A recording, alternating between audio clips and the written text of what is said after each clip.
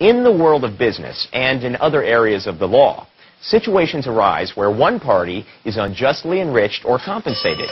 At other times, one party unjustly breaks a promise at the expense of another party. If there is not a contract that outlines what each person gets, then it's pretty hard to enforce a promise. But there are ways to enforce a promise. The first type of promise enforcement is called the quasi-contract. Quasi-contract comes into play when someone unjustly benefits from the actions of another, without the other person receiving fair compensation. But if there was no contract involved, then how can someone enforce a promise? So let's look at an example before we go any further. Say you get a package in the mail from some fancy jewelry store. You know you haven't ordered anything, but you open it up anyway. Inside the package is a big, shiny diamond ring. You are astounded. You exhaust your possibilities for explanations. Nope, no one special in your life right now, so you're pretty sure it's not an engagement ring. You realize that the ring was definitely sent to you from the store by mistake. But hey, you've had a bad week. The last present you got was a chia pet from your mother. It never even grew. But she said it probably wouldn't because it looked like your father, and he was bald too. You briefly think about sending the ring to your mother as a consolation prize for putting up with Dad. But then you think differently and slip the ring on your own finger. Now here you are with a diamond ring that you didn't pay for.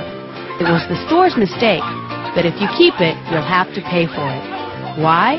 Because you knew it was a mistake and still kept the ring. Contract law will imply that you promised to pay for it and will enforce your implied promise. Since you never really made a promise, this is called quasi-contract. Thus, the jeweler can attempt to get payment out of you for your newfound shiny diamond. The second alternative theory for enforcing contracts is called Promissory Estoppel. Promissory estoppel applies when someone promises you something, but not as part of a valid contract. Let's take a peek into the life of one particular promissory estoppel, detrimental reliance. Detrimental reliance means that you'll be screwed if the other person doesn't come through with what he promised. If you rely on something and the person who promised it to you doesn't come through, then you are experiencing detrimental reliance. Now remember, we're talking here about promises that aren't part of a valid contract. Without a contract, you can't sue for breach of contract. But you can enforce a promise anyway if two things occur. First, you must prove that the guy who made the promise knew or should have known that you would rely on it. Second, you have to prove that you relied upon the promise to your detriment, meaning that you relied on the promise and somehow suffered. Then the court should enforce the promise. So, since we're not dealing with contracts now, there is no breach of contract. Again, just like the quasi-contracts, promises are enforced only when the court says that enforcement is necessary in order to avoid injustice. How about a little example? Example time. Say you were just graduating college, and let's say you got a full-time job at a publishing house. But what you really want to do is become a full-time artist. So, knowing this about you, your Uncle Vinny says, "Hey kid, why don't you quit your job and spend the year painting? I'll pay all your expenses, you know. And if anybody ever bothers you, you just come tell old Uncle Vinny, you know." Vinny's an alright guy, right? Wrong. Because 3 days after you quit your job, Vinny tells you he's changed his mind. What a bum! This is a clear case for a promissory estoppel. It would seem that you have no way of enforcing Uncle Vinny's promise, since he could make the claim that he was basically giving you a gift without any consideration in exchange. But a court would say that the promiser, Vinny in this case, should have foreseen your reliance on his promise. He should have realized that if the promise was broken, you would be harmed. The injustice in this case is your financial suffering, which was directly caused by your reliance on Uncle Vinny's promise. So, take the unreliable relative to court and get your money's worth. Or at least the money you need until you find yourself another job. Or, in this case, another uncle.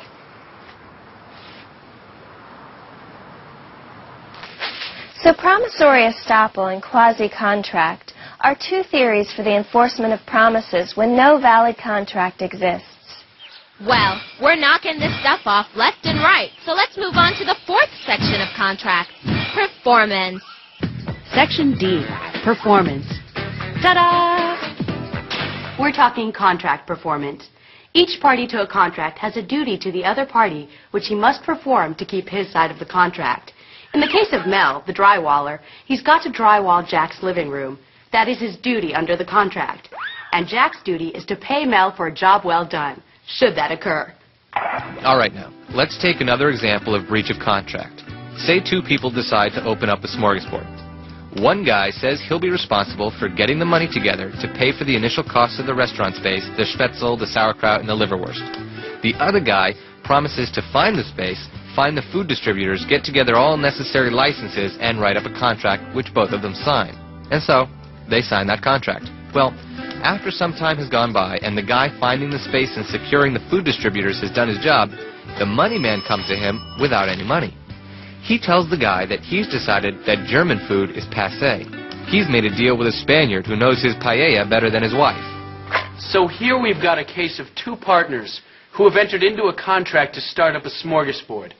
Only thing is, one of them didn't perform the promises he made when he signed the contract. This is an example of performance that was never completed. But let's look at less clear-cut types of performance breaches. In other words, let's look at all the different ways you can get screwed over by the people you trust. Hey, buddy, stick to the line. Shut up! I'm not bitter. When we talk about performance, we mean performance that falls within reasonable expectations. A breach of contract occurs when less than the expected performance is, well, performed. There are three types of performance breaches that we'll be covering. Those are substantial performance, material breach of contract, and anticipatory breach. Let's look at substantial performance first. Substantial performance occurs when the performance of the promisor falls slightly below the reasonable expectations of the promisee. This means that the promisor performed, but he didn't do a very good job. So his performance was substantial, but not complete. For instance, Buddy was contracted to install carpet in Jack's bedroom, but he didn't know Mel was going to be drywalling in the bedroom too. And when Buddy put the carpet on the floor, he didn't completely remove the dust that was left from Mel's plaster. The carpet glue didn't stick to the floor, and the carpet was loose and bubbly in one corner of the room. But Buddy did fulfill his side of the contract, only he did a crappy job. You see, no contract can require perfection, just performance. And there was a performance. This performance by Buddy then triggers Jack's obligation to do something. So what can happen now? Well, Jack still has to pay for the work, but he can deduct from the contract price an amount for damages. So now you see that substantial performance is a slight breach. Performance was done, but because it wasn't what one party expected, the contract may be renegotiated to make up for this slight performance breach. In this instance, Jack must still pay Buddy for the job. But it's up to Jack to decide whether or not Buddy deserves his full payment. Of course, if Jack doesn't give Buddy what Buddy thinks he deserves, they can always go to court. The second type of failed performance is material breach. This is when the promisor's performance is more than slightly below the reasonable expectations of the promisee. This is a more serious failure to perform properly.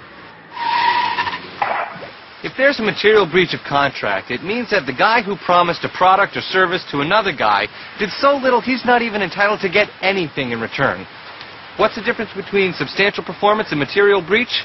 Only a difference of degree. Say Buddy's carpet job left the entire bedroom covered in little mountains and valleys of loose carpet. Say the glue for the carpet was deteriorating due to the leftover drywall dust. Say Buddy just totally screwed up the job because he was too lazy to vacuum up the leftover drywall stuff on the floor. Well, if you were Jack, would you think Buddy deserved anything? Doubtful. Buddy's actions constitute a material breach, and he gets nothing for his efforts. The third type of performance breach is the anticipatory breach. Basically, this is a breach which occurs before performance of the duties, services, or payments are outlined by the contract. Suppose Buddy promised to have the carpet installed by the 15th of the month, but on the 8th of the month, Buddy informs Jack that he's not going to perform. That's an anticipatory breach. Someone agrees to do something, then bails out of the agreement before the time for their performance. Jack doesn't have to wait to see if Buddy changes his mind by the 15th of the month. He can sue him right away if he wants to. Again, why? Well, because Buddy, the promiser, made it clear that when the time came for him to perform, he wasn't going to do it. Making Jack wait would be futile. So that's the deal with performance and the types of breaches that can occur in relation to a party's duties. Now, what do you do if you are the guy who breached the deal, who fell off the bandwagon of promisers, who got lazy and just fouled up? What do you do if you get taken to court by the person you screwed over? Well, we're going to play around with some defenses for a while. Maybe you'll figure out how to get yourself out of